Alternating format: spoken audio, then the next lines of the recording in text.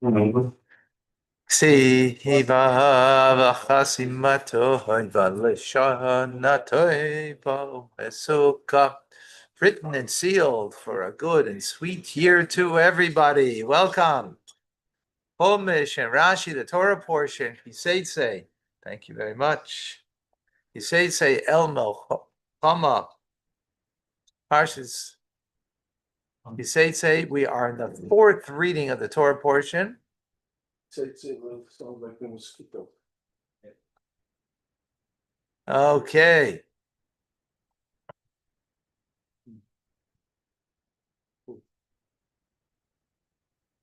So we're in chapter 23, verse number 8.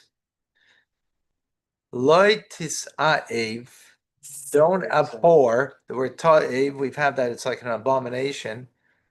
Adaimi, the Edomites, ki achichahu, because he's your brother. 17. Loi tis'aev mitzri, don't abhor the Mitzri, the Egyptian. Ki ger hayisa, because you were a stranger, b'artzai, in his land. Okay, interesting. One sec. Okay. Must be a better word than a stranger. Sojourner, a dweller. But it is a stranger. Resident. But it is a stranger because it's not your place, right?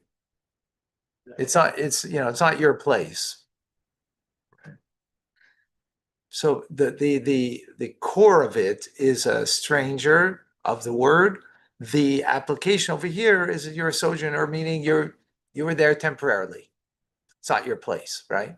Like a stranger, it's not your place, right? Lo tis'ae v'adaimi, Rashi in number 8. Don't abhor the Edomite, legamri, completely. Rashi adds, that's interesting, he adds, and that means it doesn't mean even partially, but it means not entirely. Because we'll see in the next verse how it continues into the next verse. Okay. Even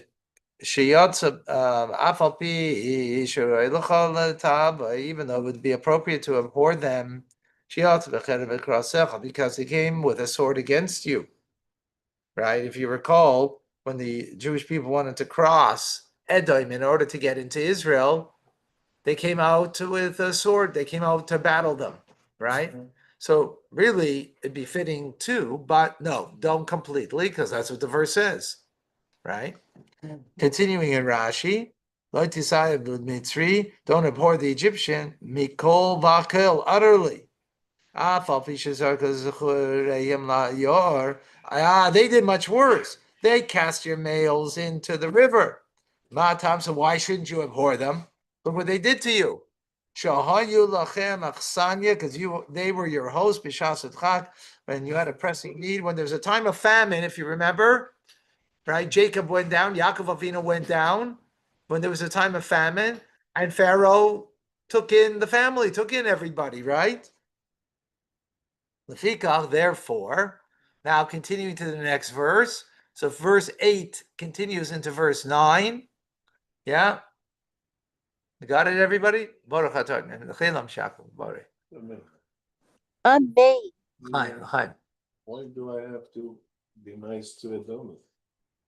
Well, then we're gonna go to the next verse. That's why we have to wait to the next verse. It's a continuation. Okay. He says Lafika, right? Okay, for verse number 9. Banim asher yivaldu lahem. But first of all, no. The previous verse says to the Edomite, because who's the Edomites? Who are the Edomites? Who's there? Where do they come from? Esav. They come from Esav, right? So Esav is Yaakov's brother, right? So there is brotherhood there. So therefore, don't hate them completely. Yet, that's what Rashi said. Now, this verse comes and adds, Banim asher yivaldu lahem, dor shlishi, the children that will be born to them, Dor Shlishi, the third generation, Yavo Elahem B'Kal Hashem. Only the third generation can come into the congregation of Hashem. In other words, the Edomites you can despise somewhat, Because if you didn't despise them at all, then they would be able to convert and to be part of the Jewish people, right? But because they are only coming in the third generation, don't despise them entirely for what they did to you, but only partially, as Rashi said. Now, continuing in Rashi, so this is for both, by the way. The Edomite and the Egyptian, only the third generation. Why the Egyptian? It should be, so Rashi said, for the Egyptian, because they hosted you, right? In other words, the Edomite did nothing for you. They did nothing for you, except that they are your brother, right? Yaakov's brother. The Egyptian, they're not even our brothers, but they did something for us. They did something for us. They hosted us, right? Pharaoh took in. He took in.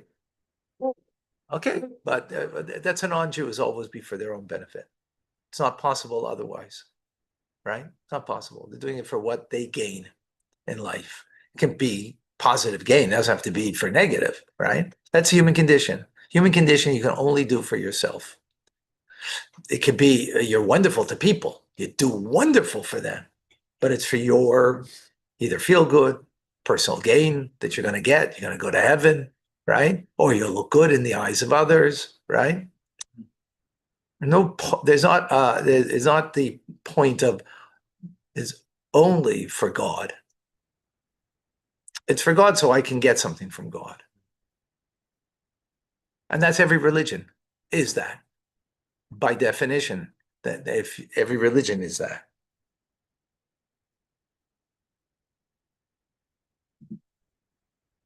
So children are born to them in the third generation. But converts who come from other nations, they're permitted to marry immediately amongst the Jewish people after they convert, right? I know there's only these two nations that this limitation is given. From this we learn the one who causes a person to sin is harsher than the one who kills him. Because one who kills him, he kills him from this world. Whoa, but someone who causes another person to sin. In other words, if someone is trying to get involved, wants to become Jewish, right?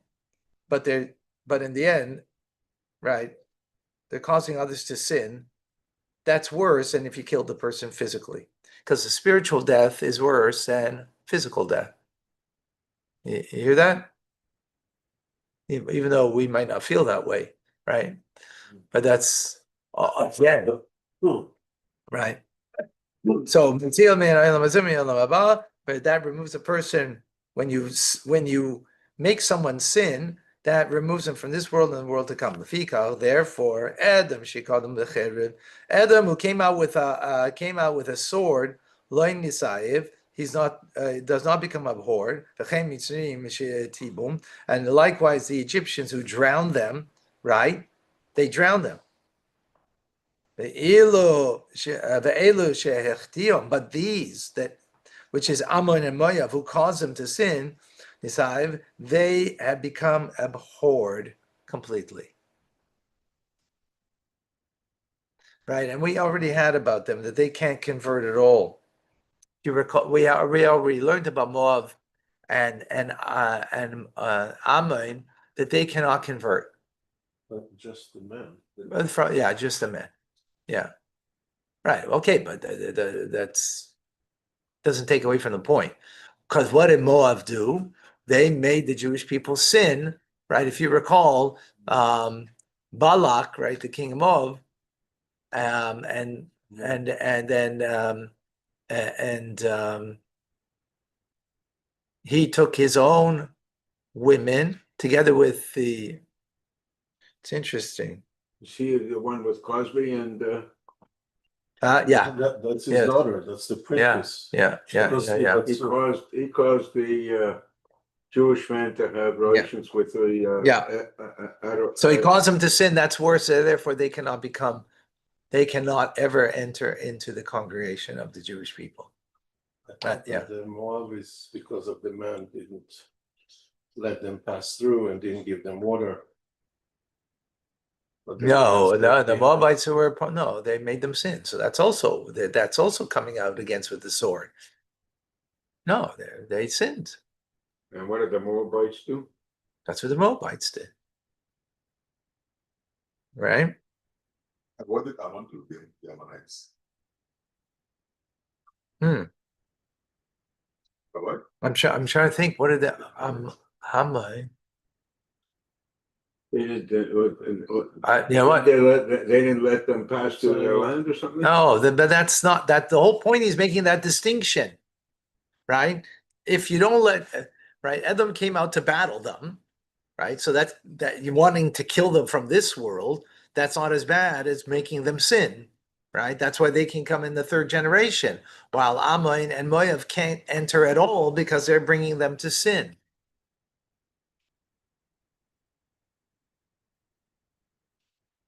Whoa, whoa, whoa, whoa, whoa, whoa. In other words, how careful we have to be that if someone is trying to enter and to be part of, and they want to bring someone to sin, right, of the Jewish people, how careful one needs to be of that. They have to stone them because they're Jew.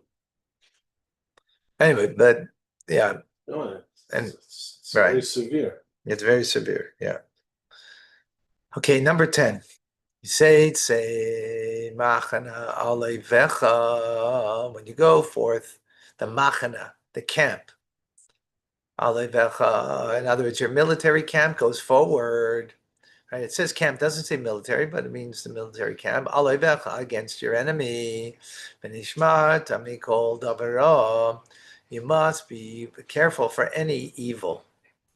Rashi, number 10, Teitzei benishmat. You go what? You have to safeguard shasot mikatche, because then the accuser prosecutes b'shas kana at a time of peril. Right? Whenever there is danger, the Satan is there, and you got to be careful. That's what the verse is telling us. Ki yebecha. Right, exactly. Ki yebecha, when there will be amongst you ish asher lo yeh tohor. When there'll be amongst you be a man who is not pure, mikra laila, he has an occurrence at night, nocturnal occurrence. You should go out of the encampment. You should not come into the encampment. Rashi, number 11, mikra laila, a night occurrence. Speaking about in the common sense. In other words, someone who had a semen emission overnight during sleep, right? So the person's impure. He should go outside of the camp. Huh? Why doesn't he say carry? Because it's speaking, Lashon Tznuah, not speaking in open, right? It usually doesn't say that. Term, speak louder. He's speaking in It's for everyone. Yeah, I'm saying speaking in a more modest manner as opposed to openly saying. But that's what it means. Mikra Laila is a term that's used commonly that means a seminal emission, right? It's a common term. It's not uncommon. So he has to go out of the camp. So mitzvah say there's a positive commandment. And then it continues, right? It says he has to go out, and then he should not come into the encampment. Well, if you're going out, obviously don't go. You can't come in. It was so that was it. Mitzvah say this is a negative commandment. Others is both a positive and negative commandment. When a person becomes impure. Also, he's forbidden to enter in the Levite camp, all the more so to the divine camp, that you can't enter.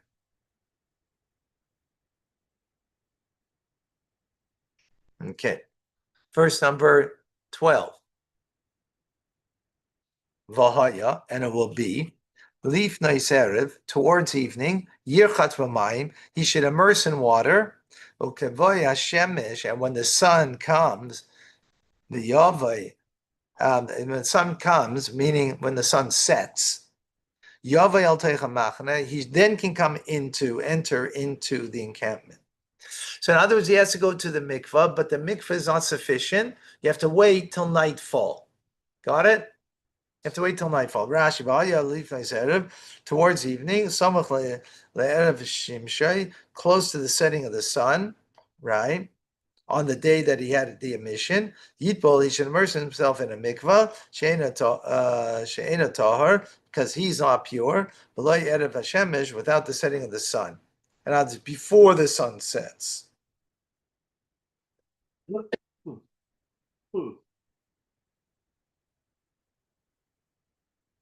the twilight zone? No, before the sun sets, and then after, well, How before? Twilight zone or? no, before it's not twilight zone. After sunset is twilight zone. Until nightfall. From sunset So to in between. nightfall, that's in between. So before that in between, that's when he should go to the mikvah, right? But then he has to wait until nightfall, that twilight zone. Exactly. Okay.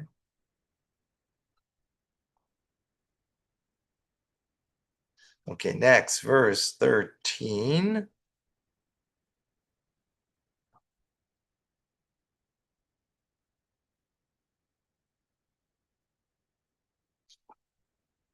Okay, verse 13. V'yad tiyeh lecha, and a hand should be for you. That's right, means a place. Michutz machna means there should be a place for you. Chutz machna, outside of the encampment. V'yatzas shama chutz, and you should go there outside. Okay, that sounds a little. Let's see. Rashi said, "V'yad tiyeh boy." Remember that literally means a hand should be for you. That should be understood. Kitargumo ikon to unkales, that you shall have a prepared place. Ish al yodei. That means like every person at his hand, meaning at his place. Just bringing an example of that it means at your place. Outside of the camp, chutz la'anan, meaning outside the protection of the cloud.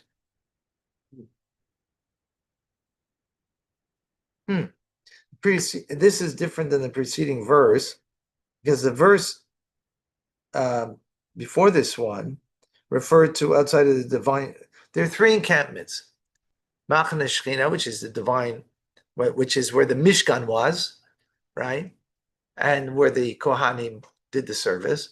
Then around them was Machane Leviah, was the encampment of the Levites. And around that was Machane Israel, the Jewish encampment, right? So what the previous verse said, that someone who is impure has to be out of the two encampments, the first two encampments, right? This verse now is coming to say that you're completely outside of even the Israelites, because the Israelites were encampment, right? Machane Israel was part of the clouds were protecting it. Outside. They were on the outside, but the clouds were protecting it. So here it's saying outside of that. Which I'm not clear. Right. But You have snakes, scorpions. okay, 1 second. Okay, I'm sorry. Okay, this is now not speaking. Interesting. This is not speaking about your impurity. Your impurity, you have to be out of two encampments. Now we're continuing. What this means, a designated place over here is speaking about Johnny on the spot. You know what Johnny on the spot is? Huh? A latrine in here. Oh, a latrine. Yeah, Okay, latrine. a latrine, right? Right. So the latrine has to be outside of all of the encampments. That's interesting. If you're impure, you only have to go outside of two encampments. If you have to use the bathroom, you have to go outside of two. All of them, three of them. Yeah. Interesting. What about the Cohen and the Levium? What did they use? They went to the Israelite area too? So I want to give you context over here. We're talking about when you're going to battle. Okay? Talking about going to battle now. That's interesting. Let's go further into verse number 14, and then maybe we'll get a little more context. V'yosid tiya lecha. A yosid is like a shovel. Or a spike, it says over here. Tiya lecha al zeinecha. Upon, meaning in addition to your weaponry. And when you sit outside, and you should take that shovel and you should dig with it, and then sit. He says, and all that comes out of you, meaning your excrement, you should cover it. So you have that shovel to dig, and then to take what you dug to cover, right? That was the Johnny on the spot. It's not exactly a shovel, it's a spade. It's a, we call it spade. A spade is a shovel also. It's another, a spade is like a shovel. We call it a spade, but it's also, it's a shovel. A spade is a shovel. Translated as a spike. It's a spike. Spike, a spade, a shovel. You got the message. Yeah, so remember that this is a translation, and everybody translates it differently. Okay? So, okay, Rashi in 14, Allah zenecha, in addition to your weaponry. Levad mishakle tashmishcha, in addition, right, besides the implements that you use for, that you're using, meaning for battle, right? Remember that this is now speaking in times of battle. Like weaponry, weaponry. So the word doesn't mean literally weaponry, but it's like weaponry. It means utensils, like weaponry. Okay, 15.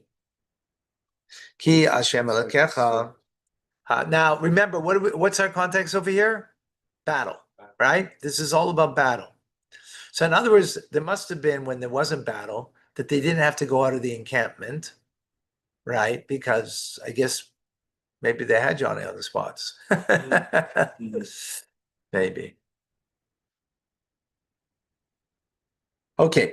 Ki Hashem Elokecha, because Hashem, your God, Mishalech, is going amidst your campment, Latzilcha, to save you. The law says, and to give Oivecha Lefanecha, your enemies before you. V'haya Machanecha Kodesh, and your encampment has to be holy. Lo Yerevecha Ervas Davar, and there should not be any erva, means nakedness of any sorts, v'sham me'acharecha, and turn away from behind you. So this is explaining, what's this explaining over here? Why you got to go to use the bathroom in the time of battle, right, outside of the encampment. Why? Because it's not going to, you remember, you're in battle. So what does it mean in battle? So you don't have a potty to take with you. You only have that shovel to take with you, that spade, that spike, whatever it is, right? That's all you have. So if you're going to be in the encampment, so there's going to be a nakedness. Well, it's a holy encampment. The Jewish people are holy. And then you're going to have that. That's not good. That's why you have to go out of the encampment to use, right? So Rashi in 15, there should not be seen amongst you, HaKadosh Baruch Hu, that God will not see among you, Ervas Davar, a shameful thing, a naked thing. So therefore, that's why you have to go out of the camp, which is interesting, because it's the holiness of the Jewish people that brings them God's engagement with them, that's going to bring their enemy in their hands. If you follow the verses very carefully, you'll see the sequence. If you're following, you got to follow very carefully. Yeah, you following? Birthday boy. Yeah. On your birthday, for sure you're following, right? Okay. Verse number 16.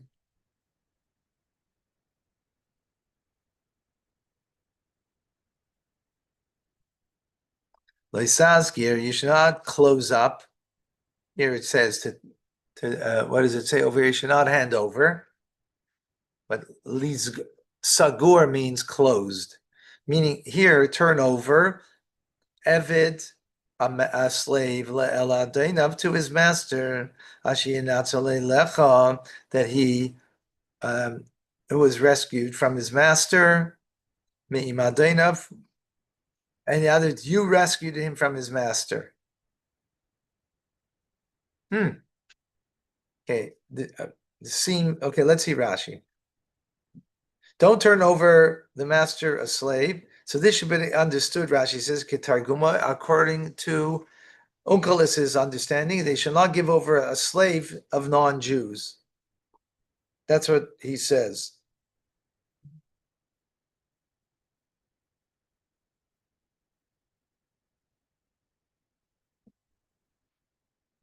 Right, you're going to battle, and you're going to defeat the enemy. You're going to get now a slave who was a slave to the non-Jewish nation that you were just battling. Don't give it back, that slave back to them. Okay, that davar acher, alternative explanation of this verse is afilu eved Kanani shall Israel, even a Canaanite slave that belongs to an Israelite, shabar raf michutz l'Orez, it's a fled outside of the land of Israel, Eretz Israel, don't return him. So if a Jew had a Canaanite slave outside of Israel, and that slave ran away, because this is speaking about, right, now not to give over. So it's not clear who it says, who is it you're not supposed to give over, right? It's a slave you're not supposed to give over, but who's slave? So one explanation was that because you're going to battle, and that's probably why it's the first explanation, right? That you shouldn't give back to the enemy that you just, that you defeated. But Rashi isn't satisfied with that. And my understanding is because why would you ever think that you would give back a slave, right? Even to the enemy that you just fought. So therefore Rashi gives a second explanation. And it means a Jew who had a Canaanite slave outside of the land of Israel and he ran away from him and went to Israel. Don't give him back to his master, a Jewish master, outside of Israel. Because if he ran to Israel, he then will stay in Israel. Is the Canaanite slave a Canaanite? Yeah. Or is the Canaanite slave Canaanite. a slave? Is it a slave of the Canaanite? No. The Canaanite slave means he is of descent of the Canaanites. So I thought that when they were battling the Canaanites, I thought God wanted them to kill all of the Canaanites. But this is someone, he gave them, they got an opportunity. If they wanted to flee and not fight, they could, right? They could flee if they didn't want to fight. So what if they left Canaan and they went outside of Canaan?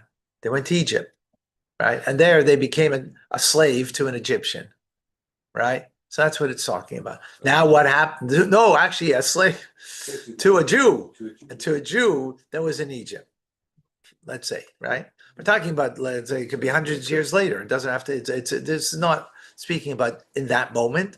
There's a law forever, right? So there's a Jew who had a Canaanite slave who fled Canaan in Egypt, right?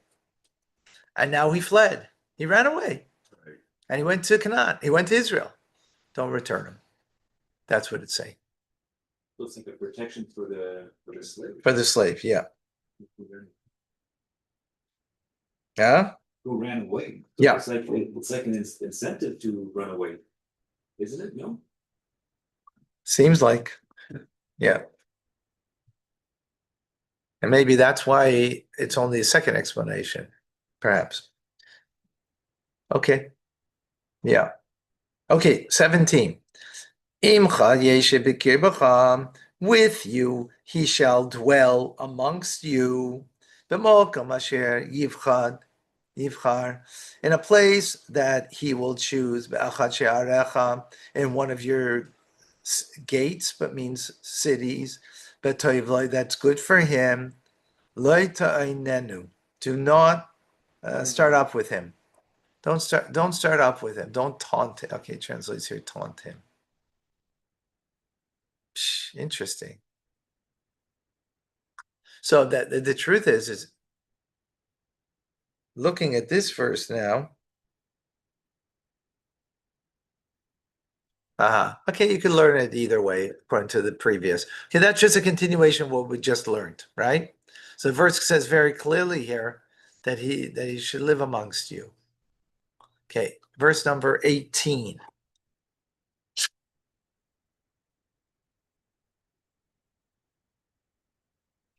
Loiti a kadesha. There should not be a kadesha. That was from the word kaddish, which means holy, but here doesn't mean holy, means the opposite. A promiscuous woman or a prostitute. Here you could translate it. Mibnei Israel, from the daughters of Israel. Lo yeh kadesh. Mibnei Israel, there shouldn't be also a promiscuous or a male prostitute amongst the sons of Israel. Rashi, number 18. Loiti should not be a promiscuous woman, a prostitute mufkeres that she abandons and engages in illicit relations. Mekidushas, set aside and prepared liznus for illicit relations. And mikudeshes means, the word kaddish means means beyond, separated, right? It means separated. So you can be separated. Here's the norm. It can be separated above, and that's holy. It can be separated below, and that's below the normal, which is the promiscuous prostitute here we're talking about. In other words, what makes it, because she's set herself aside for this and prepared for illicit relations, right? As opposed to that it happened by, whatever, in the moment type of thing. Lo yeh kadesh, and should not be a prostitute man, mezuma, that he's prepared the mishkav zocher for homosexual relations. Onkelos tirgim. Onkelos explains the verse. Lo tiyeh mibnas Israel nikvar aved, that a woman from the daughters of Israel should not become a wife of a slave. So he learns it differently, Onkelos, than Rashi. He says that a Jewish daughter should not become a wife of a slave. She'af zu, for this too, mufkeres lebilasnus, he is to abandon and to have illicit relations. Since marriage by a slave does not take effect on an Israelite woman, because we see the Canaanite slaves are compared to a donkey. Because it says by Avraham, it says that he says, stay here with the donkey, right? He told Ishmael and Eliezer, stay here with the donkey, which is understood. Im means with, but if you take away the vowel, it also spells am, which means nation, right? So meaning that it's am adem l'chamor, a nation that's like a donkey, right? By the way, this is just bringing out the same idea. What is a donkey? What does a donkey do for itself? It does for itself. Beast of burden. It Carries a burden, right? Carries a burden. Right, but it meaning does for itself. Am adem l'chamor, v'lo yisav gavra mibnei Yisrael yitzad ameh. And Onkelos goes on to say that a man who is among the sons of Israel shall not take a slave woman for a wife. Even though the Israelite man will become a prostitute through marrying a slave woman, because all of his relations with her will be bilas, will be illicit relations, because marriage does not take effect on her. Marriage means a union, right? So a union can only take a place between two things that can unite. So the Jewish woman or the Jewish man cannot unite, and therefore their relations will be promiscuous. That's what the verse is saying.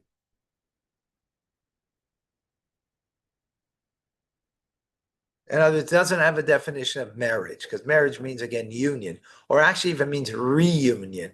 Two halves of one soul that are being reunited. There were two halves that were in heaven, right, above, and came down here. They got separated, and through marriage, right. That's why marriage isn't a ceremony. Chuppah and kedushin, giving the ring creates the bond. It's not a symbol of the bond. It creates the bond with two witnesses who observe that. They create the reality, right? So that reality cannot happen between two people who don't have a bond. And that's why they're, right? Right? There cannot be a bond with.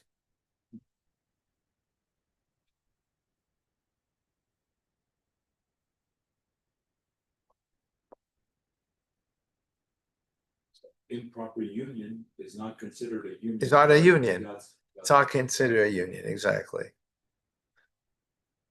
Okay.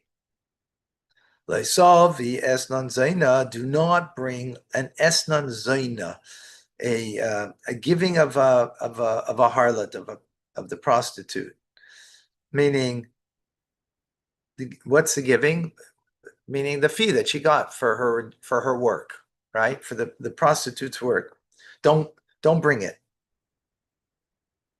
We'll see what that means. What do you mean don't bring? A machir kelev, and the price of a dog, Beis Hashem, don't bring it to the house of God. Don't bring, in other words, the harlot who got paid for her fee, and now she wants to bring that money in to buy an offering to bring into the holy temple. Don't bring it to the house of God. And the price of a dog also don't bring it to the house of God. Alekecha kol neder, the whole neder, for any vow. Let's say, whatever. She took that money and for her job, and now she, whatever, she's even doing tshuva. Even don't use that money to bring into the house of God for the vow that you made.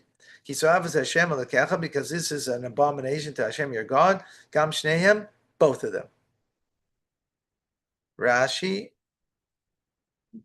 19, Esnon Zaina. So we translate it as a harlot's fee, right? Nasan la taleh. So if he gave her a sheep, as a fee, posel la krava, this is disqualified for being for bringing on the altar. In other words, so it doesn't mean the money. Sorry, I made a mistake. I said money, but it means she got paid with a sheep, and now she wants to bring that sheep on the holy temple, to the holy temple as an offering. No, not allowed to. Mechir kelev, the price of the dog. Hechliv se bekelev means if he traded a sheep for a dog. Doesn't mean the money that you receive for the payment of a dog, right?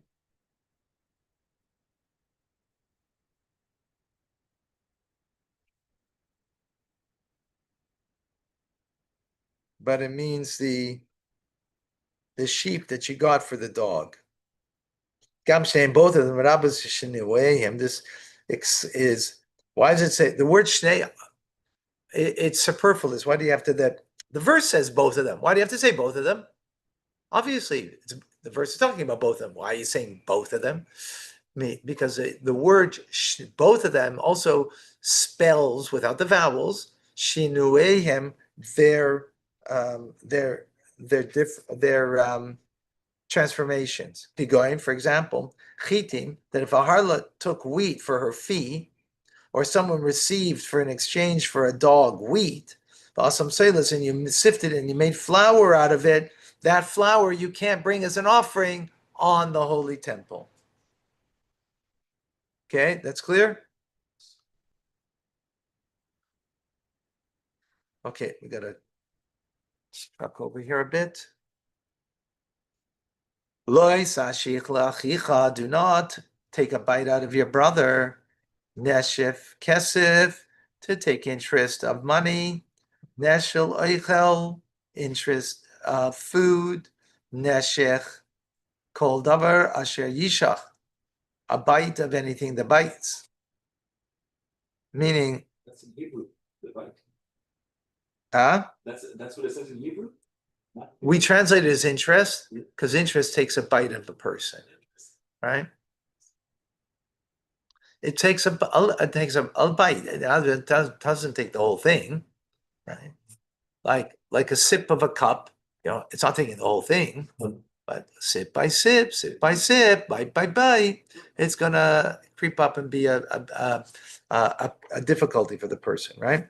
Rashi in 20, loisashi, that you should not cause your brother to take interest. This is a negative commandment for the borrower. That you should not give interest to the lender. In other words, it's a negative commandment for the lender. Do not give your money in interest.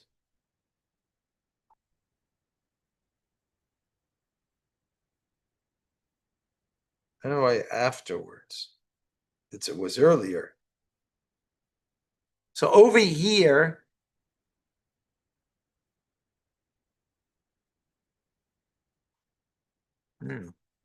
here it's calling that you shouldn't cause. So the borrower shouldn't pay the interest. Right? We already learned that the lender can't lend an interest, but the borrower shouldn't give interest.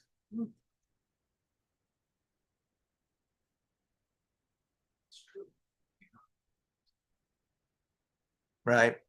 Next, l'nachri sashir. But to a non-Jew, take interest. But to your brother, don't take a bite. Don't take interest. Laman, in order, Hashem, in order that Hashem your God should bless you, Bakil and everything, Mishlach Yadecha, that you put your hand to. Now there's all of your endeavors, Allah Aretz, on the land, on the land that you're coming there to inherit. Rashi, to the non-Jew take interest, but not to your brother. Lava b'miklal, let's say, essay. A negative commandment that comes from the implication of a positive commandment has the force of a positive commandment. Lava Allah b'shnei lavin b'essay, to make a transgression of two negative commandments a positive commandment. Okay. 22. Kisidor neder, when you will take a vow, Hashem your God, do not delay in paying it. Ki dorish, because demanding, yidrashenu, he will demand, Hashem your God, from you, right? He'll demand it from you. God's going to demand the vow that you took. Then there will be within you a sin if you don't pay what you pledged.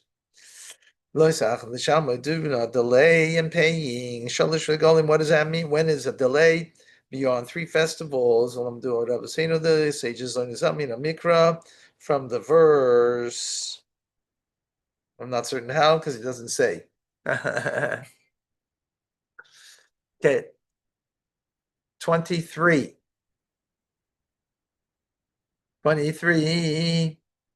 The key if you refrain from vowing, you will not have a sin. In other words, you shouldn't take vows because if you do, you'll have a sin. That which comes out of your mouth, guard it. And you shall do it. What comes out of your mouth? In accordance to what you vowed. To Hashem your God. The